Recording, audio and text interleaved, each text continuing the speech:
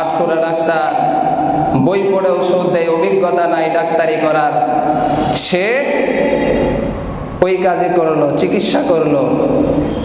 লোহা গরম করে ওই লোহাটাকে বৃদ্ধ লোকের পিঠে লাগাইয়া দিল, এমনিই তো গোড়ালো, আবার জ্বর প্রচন্ড, কত দুর্বল হয়ে পড়েছে, বেচারা মারা গেছে। এই গরম শীতের তাপ পেয়ে বেচারা মারা গেল।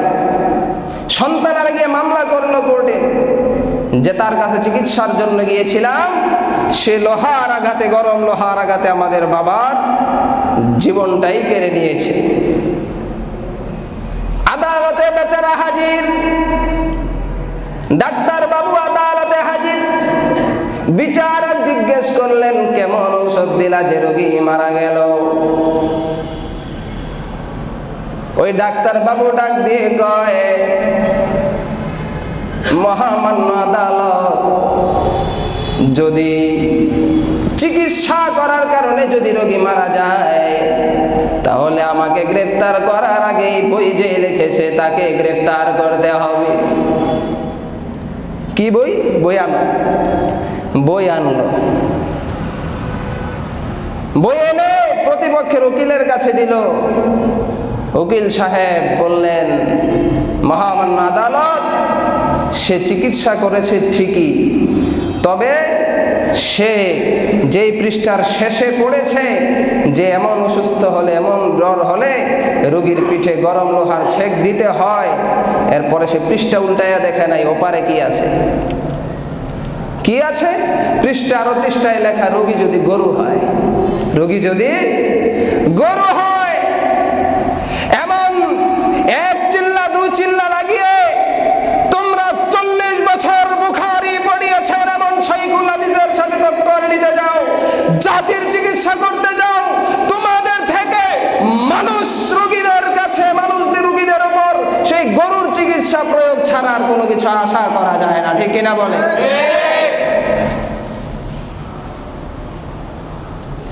আজকে বড় দুঃখের সাথে বলতে হয়, যে ময়দানে মানুষের কষ্ট যেন না হয় এজন্য হাজার হাজার মানুষ পাহারা দেয়, যে ময়দানে গেলে মানুষ জীবনের নিরাপত্তা পায়, সেখান থেকে সাথীরা নিহত হয়ে বের হয়, লাশ হয়ে বের হয়, এর চেয়ে লজ্জা আর কিছুই আমাদের জন্য হতে পারে না। যারা ইজতেমার ময়দানে মানুষ হত্যা করতে পেরেছে, তারা মসজিদে মসজিদে যদি তাদেরকে আমরা কাজের সুযোগ দেই, তারা মসজিদের ইমাম মুয়াজ্জিনকেও হত্যা করে ছাড়বে। ঠিক কিনা বলে? কত জঘন্য প্রকৃতির লোক!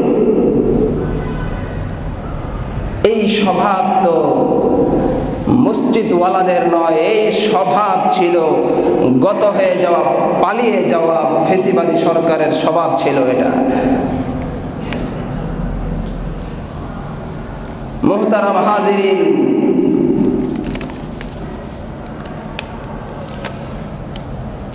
বর্তমানে আরো দুঃখ সাংবাদিক ভাইদেরকে নিয়ে। সাংবাদিক ভাইয়েরা, বারবার আপনাদের কাছে আমরা অনুরোধ করেছি, জুবায়ের পন্থী, জুবায়ের পন্থী বলতে আসলে কিছু নাই। যদি জুবায়ের পন্থী বলতে হয় তাহলে তো আমরা ইলিয়াস পন্থী বলতে পারি। পন্থী বলতে কিচ্ছু নাই, এখানে পন্থী কেহই নাই। আমরা এই কথা দাবি করি না যে জুবায়ের সাহেব বিশ্ব আমির, আমরা এই কথার দাবি করি না। আমরা বলি দাওয়াতের কাজ এটা আগে যেভাবে চলেছে, কোনো ব্যক্তির নাম ঘোষণা হয় নাই, কে মুনাজাত করছে, কে দোয়া করছে, কে বয়ান করছে, কে তরজমা করছেন, কারণ নাম উচ্চারিত হয় নাই। কে কখন বয়ান করবেন, মাগরিবের পর কে, এশার পর কে, শনিবার কে, রবিবারে কে, কোনো নাম ঘোষণা হয় না। ব্যক্তিকে আমরা চিনতাম না, হঠাৎ করে চিনলাম কিভাবে? ওই ব্যক্তিকে তো আমরা চিনতাম না, চিনলাম কিভাবে? চিনেছি যেভাবে, তাকে সেভাবেই প্রতিরোধ করার দরকার। আমরা তাকে ভালো মানুষ হিসেবে চিনি নাই। ওই লোকের নাম ভাইরাল হয়েছে, সে ভালো মানুষ বলে ভাইরাল হয়েছে না। যেমন গিয়াসউদ্দিন আর তাহেরি, সে কিন্তু ভাইরাল হয়েছে নাচ গান করে। নাচ গান করে বলতে ওয়াজের মাঠে নেশা ছিল ভাইরাল হবার, ভাইরাল হয়েছে, এখন ভালো ওয়াজ টোয়াজ করে, কিন্তু তার যে নেশাটা ছিল, স্বপ্নটা ছিল, এটা তো আশাটা তো পুরা হয়েছে। যেভাবেই হোক ছেলেরা, দুষ্ট ছেলেরা ওর জিকিরকে গান বানিয়ে, গান বাজিয়ে তাকে ভাইরাল করে দিয়েছে। যেভাবেই করেছে সে তো ভাইরাল তো হয়েছে। ভাইরাল হবার ঠিক তেমনি ভাবে মাওলানা সাদ সাহেব, তার নাম তোমরা জানলা কিভাবে? তার নাম তো কোনোদিন ঘোষণা হয় নাই বয়ানের সময়। নাম জেনেছি যেভাবে, তাকে প্রতিহত সেভাবেই করার দরকার। আমরা নাম জেনেছি তার উলামায়ে কেরামের মুখ থেকে। আলেমরা মাঠে ময়দানে আপনাদেরকে বুঝানোর চেষ্টা করেছেন যে মাওলানা সাদ সাহেব তিনি এই ভুলগুলো করেছেন। যারা তার অনুসরণ করে তারাও স্বীকার করে সাদ সাহেব এই ভুল করেছেন, তবে তারা বলে যে সাদ সাহেব তো রুজু করছে। সাদ সাহেব তো রুজু করছে, তাহলে তাকে মানা যাবে না কেন? আমরা বলবো যে এতগুলা ভুল করার পরে রুজু করছে, ভুলের পরে রুজু, আর যেই সমস্ত উলামায়ে কেরাম ভুল করেন নাই, সঠিক পথে আছেন, তাহলে এদেরকে ছেড়ে তোমার ওই এক ব্যক্তির পেছনে ছুটতে হবে কেন? আসল কথা হলো প্রত্যেক শয়তানিতেই কিছু না কিছু মজা থাকে, ঠিক কিনা বলেন? প্রত্যেক শয়তানিতেই কিছু না কিছু মজা থাকে। শয়তানিতে যদি মজা না থাকতো তাহলে মানুষ ওই শয়তানির পথে যাইতো না। গান বাজনায় মজা না পাইলে কি কনসার্টে মানুষ যাবে না। এজন্যই প্রত্যেক শয়তানিতে কিছু না কিছু মজা থাকে। তারা ওই শয়তানের মজা পাইছে, এই জন্য সে দলে ছুটছে, আলেমদেরকে বিষোদ্গার করছে, আলেমদের মান ইজ্জত নিয়ে খেলা করছে। আর সেকুলার টাইপের একদল লোক, তারা বসে বসে মিটিং করে যে দুই দলটাকে মিলাইয়া দিলেই তো চলে। এবং আসলেই তো বৈষম্যতা, টঙ্গীর ময়দান উভয় দলই তো সমানভাবে পাওয়ার কথা। সমানভাবে একটা জিনিসের মধ্যে যখন দুই দলের দুই ব্যক্তির অধিকার থাকে, তখন ওই জিনিসে দুজনের মাঝে সমান করতে হয়। সমান না করলে বৈষম্যতা হয়, বৈষম্য হয়। আর যেই জিনিসে যার অধিকার নাই, সেখানে আবার বৈষম্যতা কিসের? আমরা আপনাদের কাছে জানতে চাই, টঙ্গীর ময়দান কি কোনো ব্যক্তির পূজা করার জন্য ওয়াকফ হয়েছে, নাকি দ্বীনের কাজের জন্য, নবীওয়ালা কাজের জন্য ওয়াকফ হয়েছে? দ্বীনের কাজের জন্য। দ্বীনের কাজের জন্য যদি ওয়াকফ হয়ে থাকে, তাহলে এখানে কোনো ব্যক্তি পূজারীরা স্বার্থ হাসিলের জন্য যেতে পারে না। টঙ্গীর ময়দান আলমী শুরার অধীনে সারা বিশ্বের তাবলীগ জামাত যেভাবে চলছে, ওই এক ব্যক্তির সংগঠন ছাড়া সেভাবেই চলবে।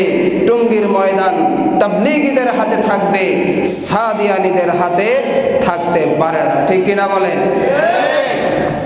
তোমাদেরকে যে অধিকার দেওয়া হয়েছে, সুযোগ দেওয়া হয়েছে ইস্তেমার, এটা অনেক বেশি হয়ে গিয়েছিল, এটার প্রয়োজন ছিল না। কারণ এটাকে গোড়া থেকেই যদি নিষিদ্ধ করা হতো তাহলে এত বড় হতো না। কেন একে লালন পালন করে আমাদের বড় করতে হবে কেন? যে কথা স্পষ্ট, যে কথা জাতির কাছে স্পষ্ট, কেন এই সংঘাত? যেই ব্যক্তিকে নিয়ে সংঘাত, সেই ব্যক্তিটি একবারও ক্ষমা চাইল না, বলল না যে যা হবার হয়ে গেছে, আমরা সবাই আবার মিলে যাই। তিনি বলবেনও না, কারণ বলেছি আগেই, প্রত্যেক শয়তানিতেই কি থাকে? মজা থাকে। প্রিয় ভাইয়েরা আমার, আলেমদের বিরুদ্ধে,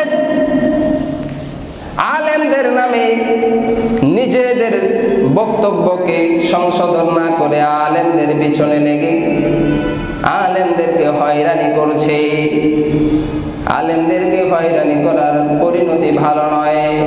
কারণ কোরআন হাদিস ঘেটে দেখো, আলেমদের হয়রানিকারীদের শেষ ঠিকানা হলো জাহান্নাম। কোথায়? জাহান্নাম। কারণ একজন আলেমকে হয়রানি করা মানে আমার মুহাম্মাদুর রাসূলুল্লাহকে হয়রানি করা, ঠিক কিনা বলেন? তারা বলে মাদ্রাসায় জঙ্গি তৈরি হচ্ছে, এই জঙ্গি তৈরি হচ্ছে এই সুর তোমাদের না, এই সুর উঠিয়েছিল ফেসিবাদী সরকার, ঠিক কিনা বলে? অতএব তাদের সুরে সুর মিলালে তোমরাও তাদের মতো, তোমাদেরকে সাদ লীগ বলা হবে। আওয়ামী লীগের অঙ্গ সংগঠন সাদ লীগ, যার কারণে তাদের শুধু সুরে সুর মিলায় আলেম সমাজকে তোমরা জঙ্গিবাদ বলো। কওমি মাদ্রাসায় জঙ্গি তৈরি হয়, কওমের জঙ্গিদেরকে নিয়ে মাঠ দখল করে রেখেছে না? তাবলীগের কাজ কারা করেছে এত বছর? তোমাদেরকে দাওয়াত দিয়ে চিল্লার এত সাথী হয়েছে, এর পেছনে সবচেয়ে বড় অবদান ইমাম সাহেবদের। প্রত্যেক ইজতেমা আসলে ইমাম সাহেবরা তাদের মুসল্লিদেরকে, অবসর মুসল্লিদেরকে বুঝিয়ে চিল্লায় পাঠানোর চেষ্টা করে, ঠিক কিনা বলে? আর ইমাম সাহেবদের কথা মানুষ যেভাবে মানে সেভাবে একজন ইঞ্জিনিয়ারের কথা মানবে না। অতএব টঙ্গীর ময়দানে তারা যেই হত্যাকাণ্ড চালিয়েছে, কাপুরুষের মতো রাত ৩টার দিকে গিয়ে হামলা করেছে, সাংবাদিক ভাইয়েরা প্রচার করছে দুপক্ষের সংঘর্ষে।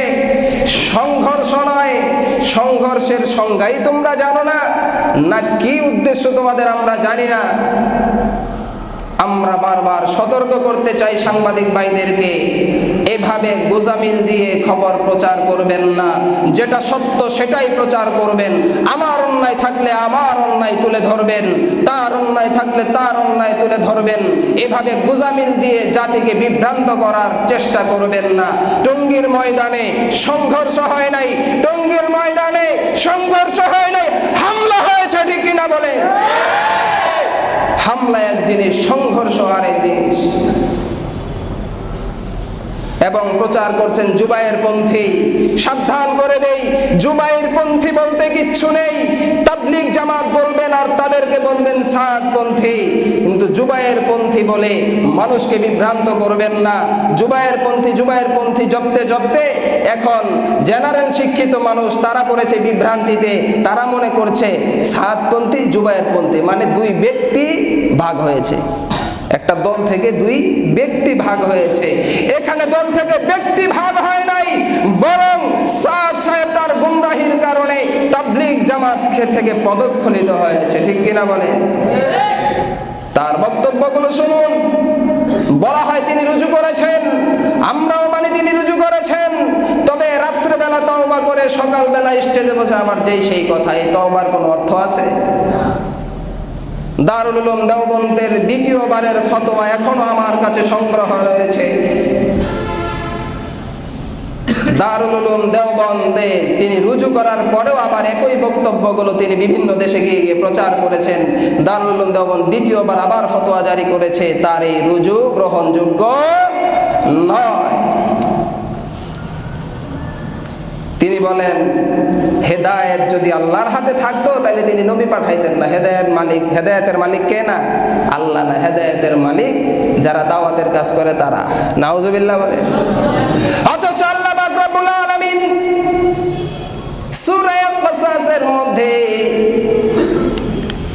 দু জাহানের বাদশা নবী যার চেয়ে শ্রেষ্ঠ আর কোনো মাখলুক নাই, তাকে পর্যন্ত বলেছেন হেদায়েতের মালিক তুমি নও। হেদায়েতের মালিক কে? আমার প্রিয় রাসূল, তুমি হেদায়েতের মালিক নও, বরং হেদায়েতের মালিক হলো ইন্নাকা লা তাহদি মান আহবাবতা ওয়ালাকিন্নাল্লাহা ইয়াহদি মান ইয়াশা। হে আমার প্রিয় বন্ধু মুহাম্মদ, তুমি যাকে ইচ্ছা হেদায়েত দিতে পারো না, কারণ হেদায়েতের মালিক তুমি নও, তোমার হাতে হেদায়েতের চাবি নাই। ওয়ালাকিন্নাল্লাহা ইয়াহদি মান ইয়াশা, তবে আল্লাহ যাকে চান তাকে হেদায়েতের পথে পরিচালিত করেন। সুবহানাল্লাহ। আর না হয় আবু সুফিয়ানের ঘটনা আমরা জানি। বদরের যুদ্ধে আবু সুফিয়ান রাসূলের বিরুদ্ধে যুদ্ধ করেছে। আবু জাহাল, আবু লাহাবের মৃত্যুর পর আবু সুফিয়ান কাফেরদের লিডার হয়েছে। আবু সুফিয়ান উহুদের যুদ্ধে রাসূলের সাহাবীদেরকে হত্যা করে বিজয়ের গলায় আওয়াজ দিয়ে দিয়ে উল হুবালের স্লোগান দিয়েছে। আর তার স্লোগানের মোকাবেলায় মুহাম্মাদুর রাসূলুল্লাহ। ইতিহাস তো আপনারা জানেন, উহুদের যুদ্ধে আবু সুফিয়ানের নেতৃত্বে কাফেররা পাহাড়ে দাঁড়িয়ে জোরে জোরে ডাক দেয়, আসনি কওমের মধ্যে আবু বকর কি বেঁচে আসনি? আর যে মুহাম্মদকে কেন্দ্র করে যুদ্ধই মুহাম্মদ কি বেঁচে আছেনি, মানে তাদেরকে আঘাত করছে কলিজায়। যদি বীর পুরুষ হয়ে থাকে নগদ জবাব দিবে, আয় যুদ্ধ করব। মানে তাদেরকে কটাক্ষ করছে। যেমন দুজন মারামারি লাগে, বাচ্চারা দেখবেন একজন আরেকজনের বলে, পারবি আমার লগে? দিয়ে দিছি তোরে, আয় দে পারলে, এমন বলে না? বলে। আবু সুফিয়ান দাঁড়িয়ে বলতে লাগলো, ফিল কওমি মুহাম্মদ কি বেঁচে আছেনি? কোনো জবাব নাই। রাসূল ওমরকে অনেক কষ্ট করে থামিয়ে রাখলেন। ওমর, ধৈর্যের পরীক্ষা দাও, একটু বসো। আমরা তাদের এখন এই মুহূর্তে জবাব দেব না, আল্লাহ যখন জবাব দেওয়ার আদেশ করবেন তখন জবাব দেব। ওমর বলে, ইয়া রাসূলুল্লাহ, আপনার নাম নিয়ে তারা কটাক্ষ করবে, এটা আমার কলিজায় সহ্য হবে না, আঘাত লাগবে। মুহাম্মদ রাসূল, আমাকে আপনি সুযোগ দেন, আমিও জবাব দিয়ে দিই। রাসূল ওমরকে থামাইলেন।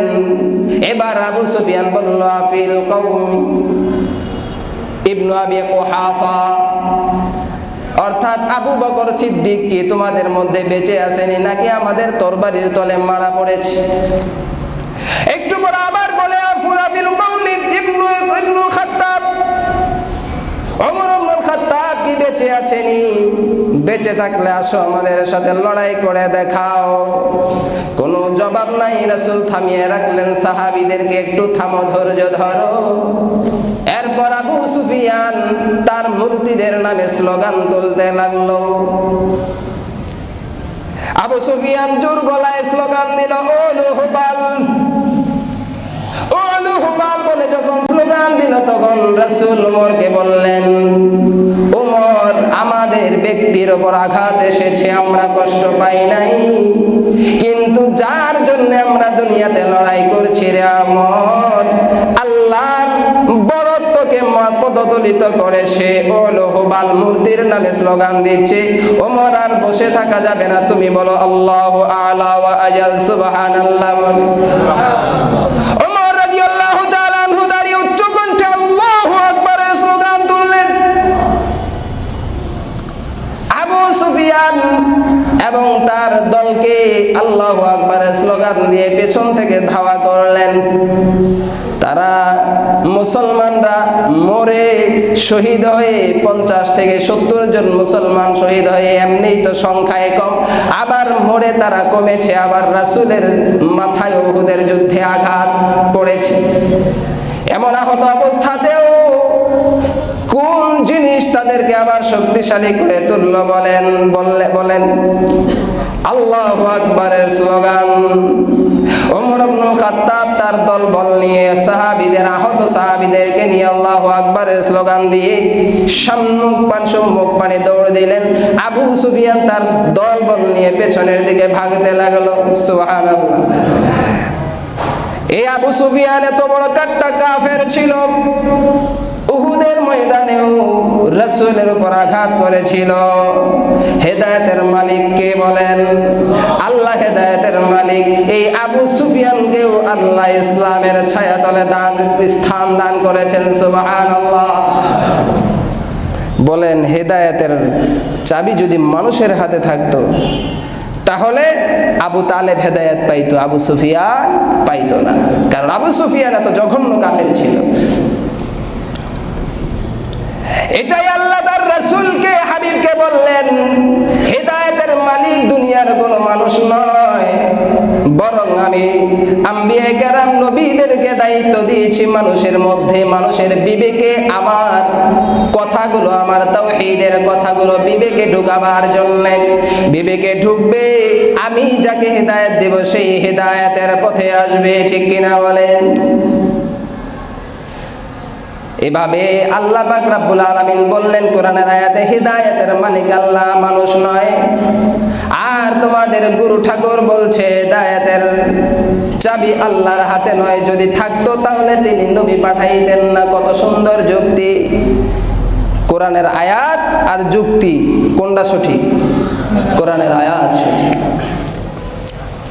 এইভাবে একটা নয়, দুইটা নয়, রাসূলের বিরুদ্ধে, রাসূলুল্লাহ সাল্লাল্লাহু আলাইহি ওয়াসাল্লামের ব্যাপারে তার মন্তব্য হলো যে রাসূল তিনি যায়নাবের বিবাহের সময়ে রুটি এবং গোশতের আয়োজন করেছেন, এটা সুন্নতের খেলাফ করেছেন, এই জন্য তার উপর বিপদ এসেছে। নাউজুবিল্লাহ। যে রাসূল সুন্নতের প্রতিষ্ঠাতা, রাসূলকে বলে রাসূল নাকি সুন্নতের খেলাফ কাজ করছে, এই জন্য তার উপর বিপদ এসেছিল। হযরত মূসা আলাইহিস সালামের ব্যাপারে কোরআনে আল্লাহ সরাসরি আয়াত নাযিল করেছেন, মূসা নিজে যায় নাই, বরং আমি মূসাকে 40 দিনের জন্য আমার কাছে রেখেছি। মাওলানা সাদের বক্তব্য হলো, গুমরা সাদের বক্তব্য হলো, মূসা আলাইহিস সালাম উম্মতের মধ্যে দাওয়াত না দিয়ে, গাস্ত না করে 40 দিন আল্লাহর কাছে ছিলেন, উম্মতের খবর নেন নাই, এই জন্য উম্মত গুমরা হয়েছে। হযরতে মূসা ভুল করেছেন, ভুল শব্দ তিনি বলেছেন যে মূসা ভুল করেছে। তাহলে বলুন, আল্লাহ বললেন আমি 40 দিনের জন্য মূসাকে ডেকেছি। কোরআনের আয়াত আছে, অসংখ্য আয়াত আছে। যেমন একটি আয়াত সূরা বাকারার 51 নম্বর আয়াত, আল্লাহ তাআলা বলেন, ওয়া ইয ওয়া'আদনা মূসা 40 লাইলাতান সুম্মা ইত্তাখাযতুমুল ইজলা মিন বাদিহি ওয়া আনতুম যালিমুন। আমি যখন স্মরণ করো সে সময়ের কথা, আমি যখন মূসাকে 40 দিনের জন্য ওয়াদা দিয়েছি, প্রতিশ্রুতি দিয়েছি, 40 দিনের জন্য আমি মূসাকে আমার কাছে নিয়ে এসেছি। আমার কাছে 40 দিন থেকে তুর পাহাড়ে 40 দিন অবস্থান করে সে নিজের আত্মাকে ওহী বহন করার সক্ষম বানাবে, শক্তিশালী বানাবে। কারণ আসমানের ওহী বড় কঠিন, নাজিল হওয়ার সময় অনেক কঠিন পরিস্থিতি হয়। আর সাদ সাহেব বলছেন, গুমরা সাদ বলছে যে মূসা নাকি ভুল করেছে। তাহলে সে কি মূসার ভুল ধরল না আল্লাহর ভুল ধরল? বলেন, কার ভুল ধরল? কারণ আল্লাহ বললেন আমি 40 দিনের জন্য ডেকেছি তাকে। তাহলে ডাকলে, আল্লাহ ডাকলে মূসা আলাইহিস সালামের ক্ষমতা আছে না? যা ক্ষমতা নাই। আর তিনি বলছেন সাদ সাহেব ভুল করে, মূসা আলাইহিস সালাম ভুল করেছেন। নাউজুবিল্লাহ বলেন। এমন অসংখ্য অগণিত বয়ান সাহাবীদের ব্যাপারে সূরা মুহাম্মাদের সর্বশেষ আয়াত তেলাওয়াত করতে গিয়ে তিনি সূরা মুহাম্মাদের সর্বশেষ আয়াতের তাফসীর করতে গিয়ে সাহাবায়ে কেরামদেরকে অপদার্থ বলে গালি দিয়েছেন। নাউজুবিল্লাহ পড়েন। সাহাবায়ে কেরাম অপদার্থ নয় রে, এক একজন সাহাবী এক একটা তারকা। আসমানে তারকা না থাকলে, রাত হলে সূর্য ডুবার পর থেকে কোনো আলো মানুষ চোখে কিছুই দেখতে পাইতো না। লাইট জ্বালালেও সেই লাইট আলো দিত না যদি আকাশে তারকা না থাকতো। আল্লাহর নবীর সাহাবীরা যদি না থাকতো, তাহলে নবীর ইন্তেকালের পর পৃথিবী এমন অন্ধকার হইতো, আজ আমরা হেদায়েতের পথে চলা, মসজিদে এসে নামাজ পড়া কল্পনা করা যায় না। ঠিক না বলে? রাসূল বলেছেন লা তাসুব্বু আসহাবি, আমার সাহাবী সাহাবীদেরকে তোমরা গালি দিও না, কেননা আমার সাহাবীরা হলো আসহাবী কান নুজুম ফাবিআইহিম ইকতাদাইতুম ইহতাদাইতুম। আমার পরে আমাকে সচক্ষে দেখা সাহাবীরাই প্রকৃত হেদায়েতের পথে থাকবে।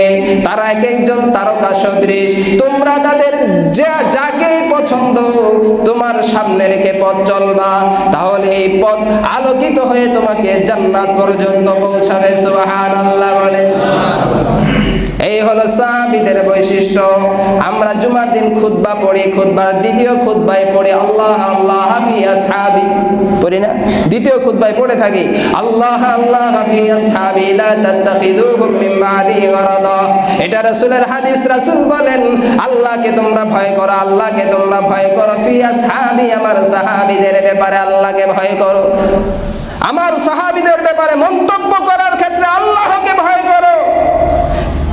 লা তাত্তাখিযুহুম মিন বাদি গারাদা, আমি ইন্তেকালের পর আমার পরে তোমরা আমার সাহাবীদেরকে তোমাদের প্রতিপক্ষ বানায়ো না, শত্রু ভাইবো না।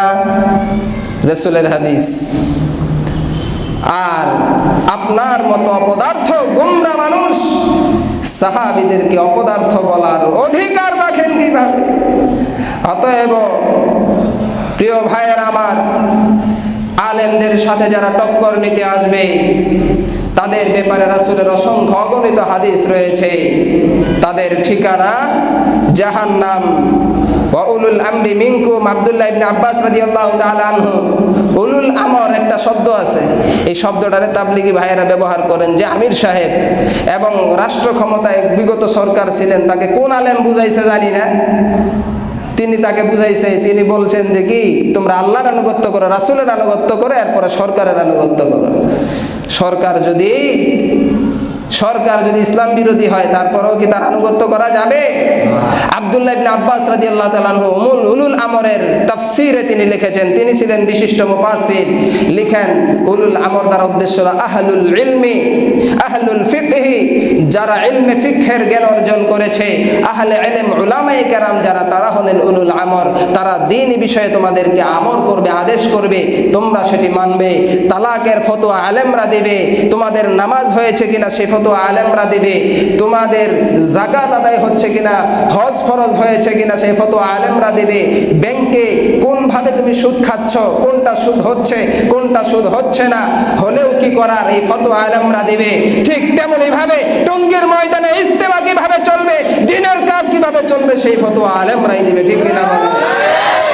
আলেমদের বিরুদ্ধে গিয়ে টঙ্গীর ময়দান চলতে পারে না, চলতে দেওয়া হবে না ইনশাআল্লাহ। ঠিক কিনা বলে? আমরা চাই তাদেরকে চিরদিনের জন্য ইজতেমা সহ সমস্ত কর্মকাণ্ড, সাহাদের সমস্ত কর্মকাণ্ড বাংলাদেশে নিষিদ্ধ করতে হবে।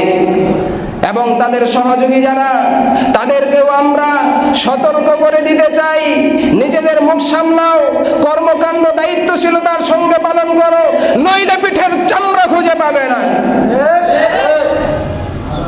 তোমরা পুলিশ অফিসার হয়ে নিরপেক্ষ থাকবে, আবার কেন নির্দিষ্ট দল যারা বিভ্রান্তিতে রয়েছে, মানুষকে বিভ্রান্ত করছে, সরাসরি ইজতেমার ময়দানে 3 জন মানুষকে হত্যা করেছে, আবার তাদের সাথে লিয়াজু কিসের? আল্লাহ পাক রব্বুল আলামিন, আমরা সরকারকে ধন্যবাদ জানাই। মুয়াজ বিন নূর এক কুলাঙ্গার রয়েছে, যে সরল সোজা মানুষকে ভুলভাল বুঝিয়ে সে বিভ্রান্ত করে মানুষকে ইজতেমার ময়দানে নিয়ে যায়, নিয়ে সেখানে মারামারি করায়। তার নাম হলো মুয়াজ বিন নূর, কালো পাগড়ি পরে সুন্দর একটা লোক। তাকে আজকে গ্রেফতার করা হয়েছে এই সমস্ত সন্ত্রাসী কর্মকাণ্ডে তার সহযোগিতা থাকার কারণে। আলহামদুলিল্লাহ, একে একে 2019 সালে যারা হত্যাকাণ্ডের সহযোগী ছিল, ইঞ্জিনিয়ার ওয়াসিফ, উসামা সহ, ইরতেজা সহ এবং সাভারের ওই মাওলানা জিয়া, তাদেরকে অনতিবিলম্বে গ্রেফতার করতে হবে।